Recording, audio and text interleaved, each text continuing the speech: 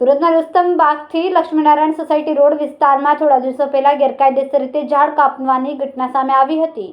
સ્થાનિકોના આક્ષેપો અનુસાર સ્વામિનારાયણ મંદિર રુસ્તમબાગ તરફના રોડ પર વગર પરવાનગીએ 12 થી 15 વૃક્ષોનું નિકંદન કાઢી નખાયું હતું.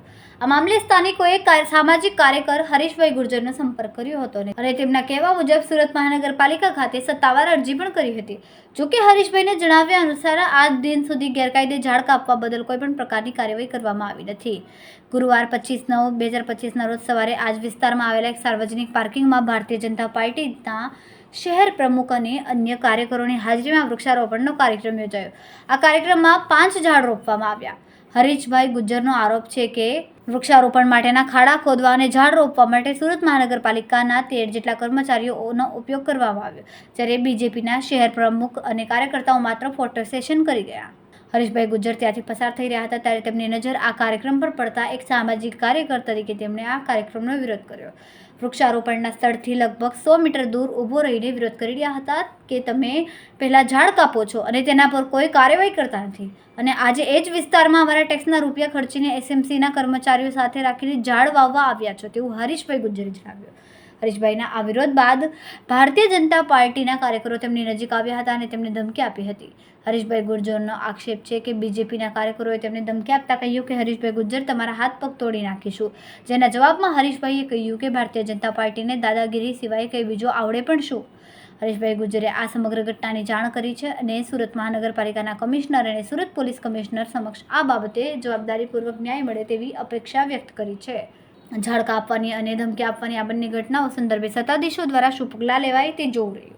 ગુર્જર સામાજિક કાર્યકર્તા, હાલ ભારતીય જનતા પાર્ટીના શહેર પ્રમુખ, જેના મને નામની નથી ખબર, પૂરી ટીમ એમની અશ્વની કુમાર વોર્ડ નંબર 5ની પૂરી ટીમ અહીંયા વૃક્ષારોપણ કરવા આવી હતી. અમે એક જાગૃત નાગરિક તરીકે અમે એનો વિરોધ કર્યો કે તમે જે વર્ષો જૂના મેન રોડના જે ઝાડ હતા કમસે કમ 8 થી 10 ઝાડ તોડી કાપી નાખ્યા, એટલે મૂળિયામાંથી કાપી નાખ્યા. અમે એની વિડીયો વાયરલ કર્યા, અમે લિખિતમાં એસએમસીમાં અરજી કરી. આ જ વસ્તુ કોઈ જો આમ નાગરિકે કરી હોતે ને તો મહાનગરપાલિકાવાળા એને નોટિસ આપતે, મોટી મોટી નોટિસ આપતે ને દંડ આપતે. પણ આ ભારતીય જનતા પાર્ટીનું રાજ છે અને ભારતીય જનતા પાર્ટીના અધિકારમાં એ ઝાડ તોડવામાં આવ્યા છે, એટલે એનું અમને કોઈ રિઝલ્ટ ન મળ્યું. પરંતુ આજે જ્યારે અમને મોકો મળ્યો કે ભારતીય જનતા પાર્ટી કયા કારણસર વૃક્ષારોપણ કરવા આવ્યો અમને નથી ખબર, એમાં એસએમસીના બધા કર્મચારી, હવે વૃક્ષારોપણ કરવા એ લોકો આવ્યા છે, ખર્ચો અમારો છે આ વૃક્ષારોપણનો. બેન હવે અહીંયા તો ભાઈ ઓ ભાઈ ક્યાં નોકરી કરો તમે? એસએમસીમાં નોકરી કરે. આ ભાઈ એસએમસીમાં કાર્યક્રમ ભારતીય જનતા પાર્ટીનો, અને પાછા અમને કે અમારા ભાજપના કાર્યક્રમમાં નહીં આવવાનો. તો એસએમસીના કારણે માણસો ક્યાંથી આવે? તમે કેટલા ઝાડ રોપ્યા? 5 ઝાડવા રોપ્યા છે, અને ઓલરેડી ઝાડ રોપેલા છે બધા. એવું બી નથી કે બધા ઝાડ રોપેલા છે બીજી બાજુ, બરાબર. એટલે આ જીએસટી જેવું કર્યું. 8 વર્ષ પહેલા અમારા નરેન્દ્ર મોદી સાહેબે જીએસટીનો 28% કરેલો, અને ત્યારે બહુ મોટી મોટી વાતો કરેલી કે અમારા દેશમાં આમ થઈ જશે, દેશમાં ફલાણું થઈ જશે. અને આ જ્યારે જીએસટી ઘટાડવામાં આવી એના પણ વખાણ કરવામાં આવે. એ જ સિસ્ટમ આ છે. ઓલરેડી વૃક્ષો રોપેલા છે મોટા મોટા, તમે જોઈ ફેર લાઈનમાં જોઈ શકો છો, બે બાજુ વૃક્ષો રોપેલા છે. પરંતુ આ ભારતીય જનતા પાર્ટીનું એક નાટક છે. અને બીજું, અમે જ્યારે વિરોધ કર્યો એક નાગરિક તરીકે, ત્યારે મને રીતસર મારવાની ધમકી આપી. હવે દેસાઈ છે નામ, તો હું મારા કાર્યકર્તા હતો જૂનો, શું નામ છે એનું? મહેન્દ્ર દેસાઈ. મહેન્દ્ર દેસાઈ મને એમ કહે છે કે ટાંગા ભાગી જાય. અરે મેં કહું મારા ભાઈ, અમે બી એક જમાનામાં ગુંડા જ હતા ભાઈ, પણ શું છે કે અમે સામાજિક કાર્યકર્તા બની ગયા એટલે અમે બધું મૂકી દીધું છે. એટલે હવે તને કહીએ છીએ અમે કે આવવાવાળા સમયમાં મત લેવા માટે મારા વિસ્તારમાં આપજો.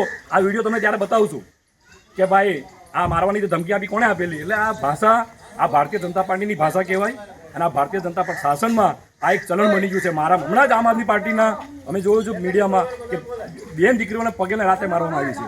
શું થયું બેન દીકરીનું? કાંઈ ન થયું. એટલે હું મીડિયાના માધ્યમથી હું લોકોને કહેવા માંગીશ કે આ ભારતીય જનતા પાર્ટીનું તાનાશાહી શાસન છે, એને દૂર કરવાની જરૂર છે. નમસ્કાર, હું હરીશભાઈ ગુર્જર, સામાજિક કાર્યકર્તા, અશ્વની કુમાર, સુરત શહેર. અહીંયા અમારા સ્વામિનારાયણ મંદિર આવેલું છે, અશ્વની કુમાર, ત્યાં લક્ષ્મીનારાયણ સોસાયટી છે. એ મેન રોડ ઉપર થોડા દિવસ પહેલાં સ્થાનિક લોકો અથવા એસએમસી દ્વારા ત્યાં 10 થી 15 ઝાડ કાપી નાખવામાં આવ્યા. ત્યાંના સ્થાનિક લોકોએ મને ફોન કર્યો કે હરીશભાઈ અમારે ત્યાં રાતના અંધારામાં ઝાડ કાપવામાં આવી રહ્યા છે. મેં કહ્યું તમે ઝાડ કાપવામાં આવી રહ્યા છો તો તમે સુરત મહાનગરપાલિકાને અરજી કરો, અને એની જે બી કંઈ હશે એનું કેસ બેસ જે બી હશે એની કાર્યવાહી નગરપાલિકા કરશે. વાતને ઘણા દિવસ વીતી ગયા, મને ખબર નહીં એકવાર અરજી કરી નહીં કરી, પણ આજે સવારે જ્યારે હું એ બાજુથી નીકળતો હતો તો ભારતીય જનતા પાર્ટીનો કોઈ કાર્યક્રમ હતો એક જગ્યા પર આગળ, ત્યાં કોઈ નીલકંઠ મહાદેવ મંદિર છે એ લક્ષ્મીનારાયણ સોસાયટીની આગળ, અને ત્યાં ભારતીય જનતા પાર્ટીના કાર્યકરો અને સુરત શહેરના પ્રમુખ ત્યાં વૃક્ષારોપણ કરતા હતા. એટલે એક સ્થાનિક નાગરિક તરીકે, મારા જવાબદાર કાર્યકર તરીકે હું 100 મીટર દૂરથી હું આ વિડીયો બનાવતો હતો કે ભાઈ થોડા દિવસ પહેલા જ્યારે અહીંયા સ્થાનિક લોકો જ્યારે ઝાડ કાપતા હતા એની ફરિયાદ કરી તો તમે એની ફરિયાદ કેમ નહીં સાંભળી? તો અને આજે તમે જે વૃક્ષો રોપવા આવ્યા છો તો તમે સુરત મહાનગરપાલિકાના કર્મચારીને લઈને વૃક્ષો રોપવા કેમ આવ્યા છો? જો ભાજપનો કાર્યક્રમ હોય તો સુરત મહાનગરપાલિકાના કર્મચારી અહીંયા શું કરે છે? આ વાતથી ઉશ્કેરાઈ જઈ અને ત્યાંના જે ભાજપના જે કાર્યકરો છે એમાં લગભગ સુરતનો પૂર્વ યુવક પ્રમુખ પણ હતા અને સુરત શહેરના ઘણા બધા એવા કાર્યકરો હતા.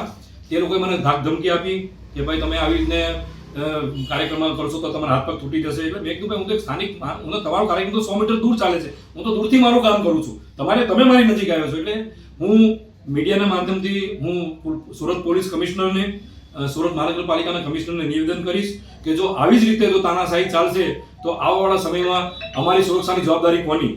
કારણ કે અમે તો એક સાચી વાત રજૂઆત કરવા ગયા હતા અને એ પછી જ્યારે અમારી અરજી સ્વીકારી સુરત શહેર અધ્યક્ષે તો આથી પહેલા કેમ તમે નહીં સ્વીકારી? અને આજે ધાકધમકી આપવાની જરૂરિયાત કોની?